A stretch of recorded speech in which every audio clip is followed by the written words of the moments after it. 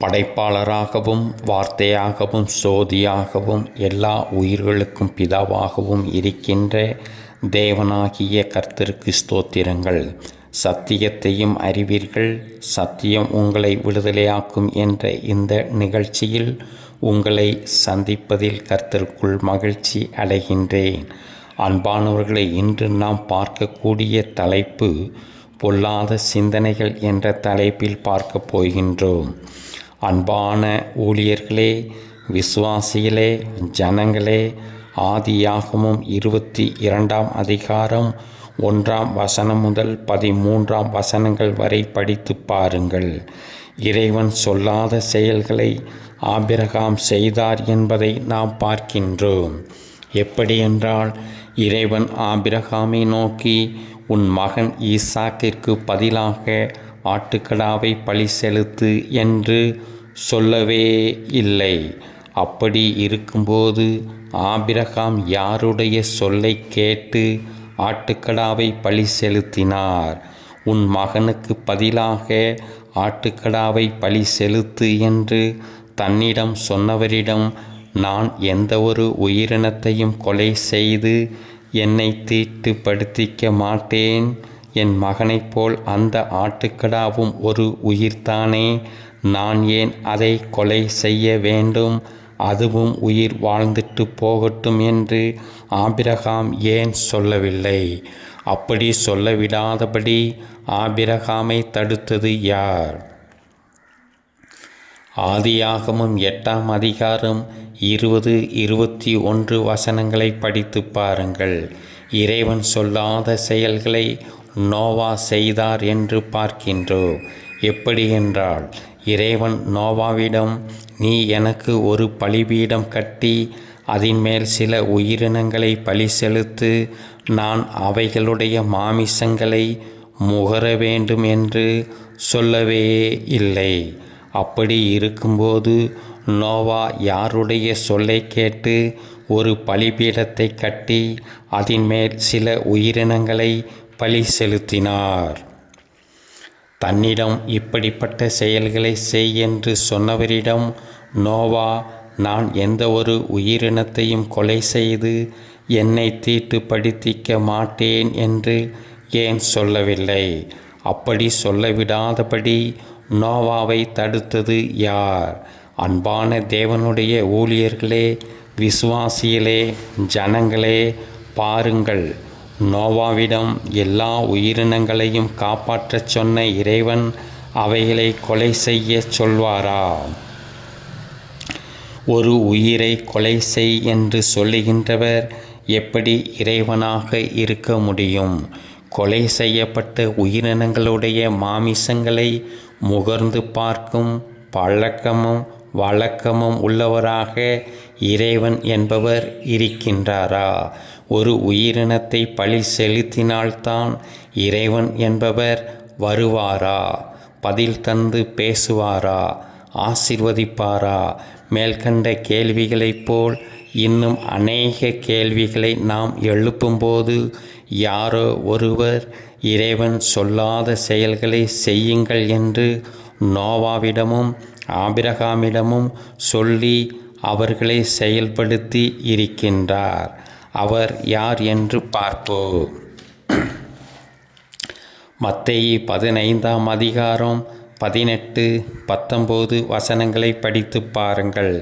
இருதயத்தில் இருந்தே பொல்லாத சிந்தனைகளும், கொலை பாதகங்களும், விபச்சாரங்களும், வேசித்தனங்களும், களவுகளும், பொய்ச்சாட்சிகளும், தூஷணமான வார்த்தைகளும் புறப்பட்டு வரும். இவைகளே மனிதனை தீட்டுப்படுத்தும் என்று இயேசு கிறிஸ்து சொல்லுகிறார். அன்பான ஊழியர்களே, விசுவாசிகளே, ஜனங்களே, பாருங்கள். நோவாவும் ஆபிரகாமும் தங்களுடைய இருதயத்திலிருந்து புறப்பட்டு வந்த பொல்லாத சிந்தனைகளுக்கு கீழ்ப்படிந்துதான் சில உயிரினங்களை பலி செலுத்தினார்கள் என்பதை நன்கு புரிந்து கொள்ளுங்கள். தாவீதை பாருங்கள். தன்னுடைய இருதயத்தில் இருந்து புறப்பட்டு வந்த பொல்லாத சிந்தனைகளுக்கு கீழ்ப்படிந்து காம இச்சைகளுக்கு ஆசைப்பட்டு உரியாவை கொலை செய்து அவனுடைய மனைவியை தனக்கு சொந்தமாக்கி கொண்டார் என்பதை 2 சாமுவேல் 11ஆம் அதிகாரத்தில் நாம் பார்க்கின்றோம். எப்தாவை பாருங்கள். தன்னுடைய இருதயத்திலிருந்து புறப்பட்டு வந்த பொல்லாத சிந்தனைகளுக்கு கீழ்ப்படிந்து பொருத்தனை பண்ணி தன்னுடைய மகளையே பழி செலுத்தினார் என்று நியாயாதிபதிகள் 11ஆம் அதிகாரம் 30ஆம் வசனம் முதல் 39ஆம் வசனங்கள் வரை நாம் பார்க்கின்றோம். சாலமோனை பாருங்கள். தன்னுடைய இருதயத்திலிருந்து புறப்பட்டு வந்த பொல்லாத சிந்தனைகளுக்கு கீழ்ப்படிந்து காம இச்சைகளுக்கு ஆசைப்பட்டு ஏராளமான பெண்களை திருமணம் பண்ணினார் என்றும் ஏராளமான பெண்களை மறுமனையாட்டிகளாகவும் வைத்து இருந்தார் என்பதை 1 ராஜாக்கள் 11ஆம் அதிகாரம் 1, 2, 3 ஆகிய வசனங்களில் நாம் பார்க்கின்றோம். லோத்தினுடைய மகள்கள் இருவரும் தங்களுடைய இருதயத்திலிருந்து புறப்பட்டு வந்த பொல்லாத சிந்தனைகளுக்கு கீழ்ப்படிந்து தங்களுடைய தகப்பனுக்கு மதுபானத்தை குடிக்க கொடுத்து அவரோடு சயனித்து குழந்தைகளை பெற்றார்கள் என்று ஆதியாகமம் 19ஆம் அதிகாரம் 30ஆம் வசனம் முதல் 36ஆம் வசனங்கள் வரை நாம் பார்க்கின்றோம். ஆபிரகாம் தன்னுடைய இருதயத்திலிருந்து புறப்பட்டு வந்த பொல்லாத சிந்தனைகளுக்கு கீழ்ப்படிந்து தன்னுடைய உயிருக்கு பயந்து தன் மனைவி சாராளிடம் நீ என்னை உன் அண்ணன் என்று சொல்ல வேண்டும் என்று பொய் சொல்ல வைத்தார். அந்த பொய்யின் நிமித்தம் ஆபிரகாமுக்கு ஆடுகளும் மாடுகளும் கழுதைகளும் கோழிகை கழுதைகளும் ஒட்டகங்களும் வேலைக்காரர்களும் வேலைக்காரிகளும் கிடைத்தது என்று ஆதியாகமம் 12ஆம் அதிகாரம் 11ஆம் வசனம் முதல் 16ஆம் வசனங்கள் வரை நாம் பார்க்கின்றோம். யாக்கோப்பு தன்னுடைய இருதயத்திலிருந்து புறப்பட்டு வந்த பொல்லாத சிந்தனைகளுக்கு கீழ்ப்படிந்து தன்னுடைய சகோதரன் சொத்துக்கு ஆசைப்பட்டு அவனுக்கு ஒரு நேரம் மட்டும் ஆகாரத்தை கொடுத்துவிட்டு அவனுடைய சொத்தை தனக்கு சொந்தமாக்கி கொண்டான் என்று ஆதியாகமம் 25ஆம் அதிகாரம் 29ஆம் வசனம் முதல் 33ஆம் வசனங்கள் வரை நாம் பார்க்கின்றோம். அம்னோன் தன்னுடைய இருதயத்திலிருந்து புறப்பட்டு வந்த பொல்லாத சிந்தனைகளுக்கு கீழ்ப்படிந்து காம இச்சைகளுக்கு ஆசைப்பட்டு தன் சகோதரியை கற்பழித்தான் என்று 2 சாமுவேல் 13ஆம் அதிகாரம் 1ஆம் வசனம் முதல் 14ஆம் வசனங்கள் முடிய நாம் பார்க்கின்றோம். இப்படி பழைய ஏற்பாட்டின் காலத்தில் வாழ்ந்து வந்த அநேகர்கள் தங்களுடைய இருதயத்திலிருந்து புறப்பட்டு வந்த பொல்லாத சிந்தனைகளுக்கு கீழ்ப்படிந்து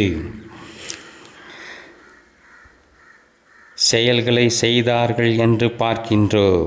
இன்று புதிய ஏற்பாட்டின் காலத்தில் வாழ்ந்து வருகின்ற அன்பான ஊழியர்களே, விசுவாசிகளே, ஜனங்களே, நீங்கள் உங்கள் இருதயத்திலிருந்து புறப்பட்டு வருகின்ற பொல்லாத சிந்தனைகளுக்கு கீழ்ப்படிந்து நம்முடைய ஆண்டவராகிய இயேசு கிறிஸ்து சொல்லாத செயல்களை செய்து உங்களை தீட்டுப்படுத்தி கொள்ளாமல் பரிசுத்தத்தை காத்து கொள்ளுங்கள்.